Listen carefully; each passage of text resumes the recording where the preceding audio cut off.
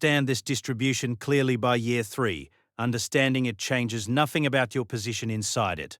Your girlfriend asks you to marry her on a Saturday in December.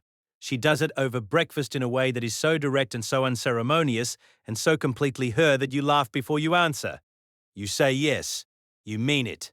You sit with the yes for the rest of the weekend and you think about the specific shape of the life you're saying yes into, and whether the financial reality of that life is a foundation that will hold the weight of what you're building on it. The foundation is what it is.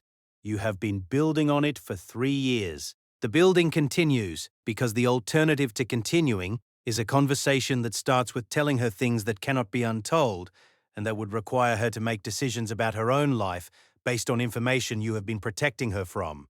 You have been protecting her by not telling her. This is the story you tell yourself, and it is also true and also not the complete story. The June 2025 enforcement action changes the operational environment in ways that the institution's executive layer has to manage publicly for the first time.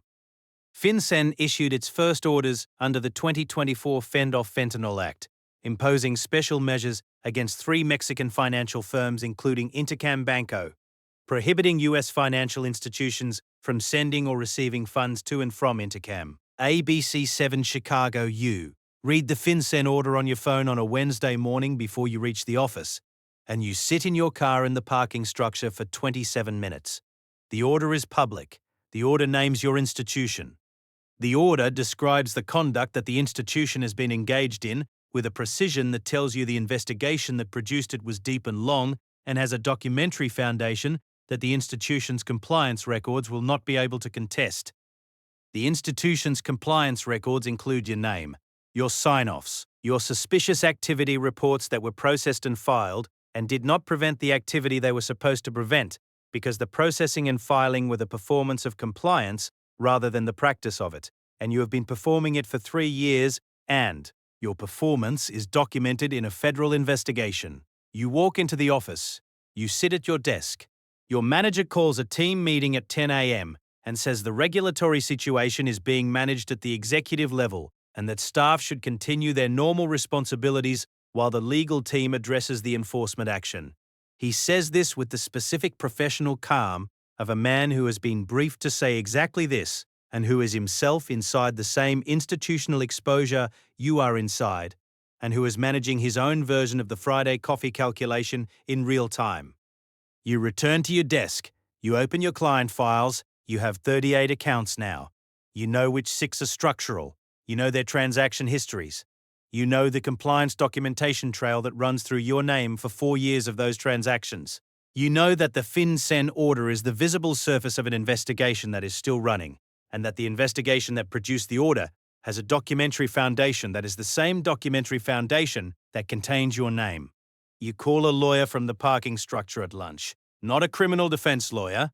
You don't have a criminal defense lawyer, but a friend from ITESO who is now practicing corporate law in Monterey, and whose judgment you trust, and who you ask a hypothetical question about the exposure profile of a financial institution employee in the context of an AML enforcement action. He answers the hypothetical carefully. He asks if the hypothetical is hypothetical. You say yes.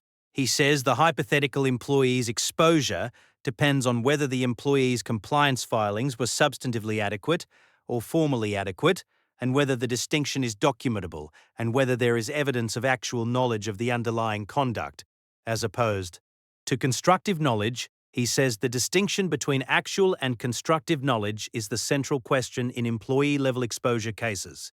He says it from the perspective of a corporate lawyer, not a criminal defense lawyer.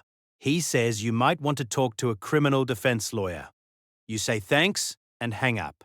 The distinction between actual knowledge and constructive knowledge is the distinction between what you knew and what the documents say you knew, and whether those two things are the same document. You have spent 4 years producing documents. The documents are what they are. What they say you knew is documentable. What you actually knew is what you have been living inside for 4 years and managing in the specific incremental way that people manage things they cannot fully acknowledge to themselves, because full acknowledgement produces a weight that the daily functioning of a professional life cannot carry. You drive home. Your girlfriend is in the kitchen making something that smells like the garlic chicken she makes when she knows you've had a difficult week. You sit at the kitchen table, and she puts a plate in front of you and sits across from you and asks how your day was. You say complicated, she says complicated how. You look at the plate. You look at her.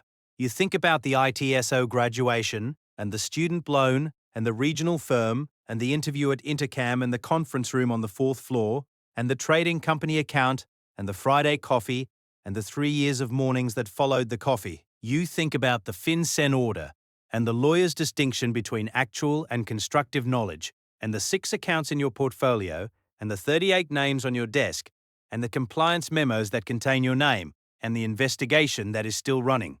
You say, I need to tell you some things. She puts down her fork. You tell her. Not all of it. Enough of it.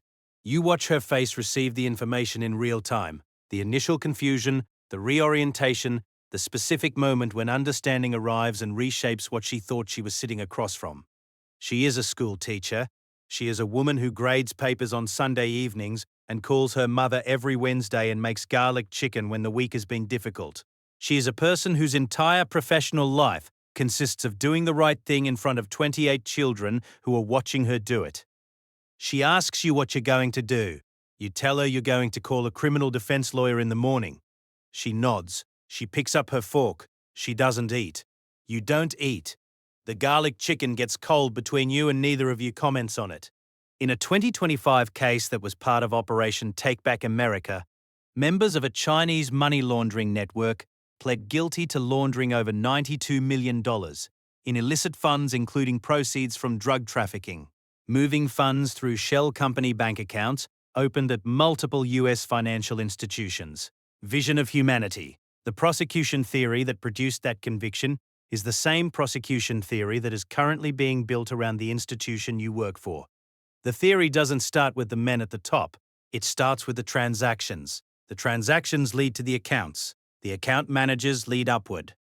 You are the account manager. You are 31 years old, and you are the person whose name is on 4 years of transaction documentation for accounts connected to an organization that the United States government has designated as a foreign terrorist organization and that the FinCEN has identified as using your institution to launder the proceeds of a drug operation that kills 52,000 Americans a year.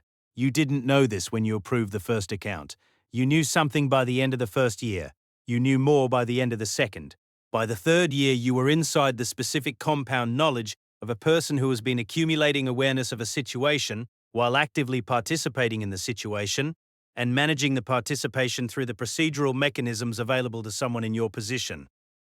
The procedural mechanisms are what the investigation will examine. The examination will produce a characterization of your conduct that is not favorable and is also not fully wrong and is also not the complete story of how a person from Guadalajara with a master's degree from ITSO and a student loan and a girlfriend who makes garlic chicken ends up on the account management side of a cartel money laundering operation inside a regulated financial institution. The complete story is the one you've been living rather than telling.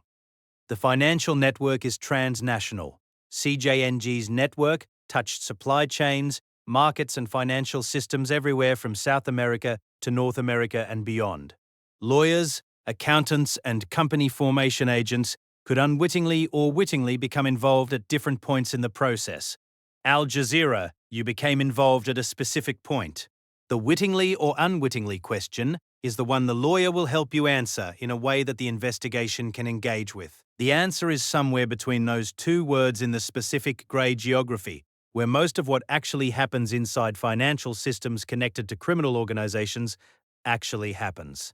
Not the dramatic conscious corruption of a man who woke up one morning and decided to help a cartel, but the accumulated professional complicity of a man who made one decision by not making another and then spent 4 years building a career on top of that non-decision. The criminal defense lawyer's number is in your phone. You will call it in the morning.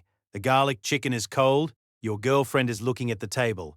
Outside the window, Guadalajara is doing what Guadalajara does in the evening.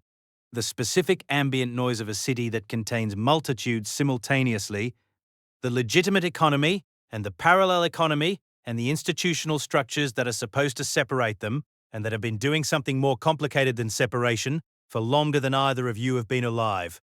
You sit in it. You let it be the only thing in the room for a few minutes. Then you pick up your fork. US financial institutions reported approximately $1.4 billion in suspicious transactions potentially linked to fentanyl-related activities in 2024 alone. Financial crime intelligence analysts should be trained on money laundering typologies used by cartels. The financial sector can better protect itself by implementing comprehensive detection techniques. CNN, the protection comes after the fact, after the enforcement actions, after the compliance professionals whose names are on the documents have already been inside the system long enough that protection is no longer the available option. The available option is the lawyer in the morning and the conversation with your girlfriend that isn't finished, and the 4 years of documentation that say what they say, and the specific question of what you knew and when you knew it, and whether the distinction between actual and constructive knowledge is a distinction the investigation will find meaningful or a distinction that only feels meaningful from where you're sitting. From where you're sitting, it feels like everything. It probably isn't. The financial infrastructure that makes cartels possible is not built in warehouses with armed men. It is built in conference rooms on the 4th floor of regulated financial institutions by people in good suits and by the account managers 3 floors below them, who process the transactions and file the reports and go home on Friday evenings to girlfriends who make garlic chicken and don't know what they don't know yet. The money is the weapon, the people who move it are the supply chain. The supply chain runs through every institution that chose flexibility over compliance, and through every professional who stayed past the Friday when the staying became a decision. Understanding that is the only way to understand how 52,000 Americans a year die from a drug whose financial infrastructure runs through a banking system that looks, from the outside, completely normal. Drop your biggest takeaway in the comments. The enforcement wave targeting cartel financial networks inside the Mexican banking system is just beginning, and we're covering every indictment, every FinCEN action, every institution that gets named. Subscribe. You don't want to miss what comes next.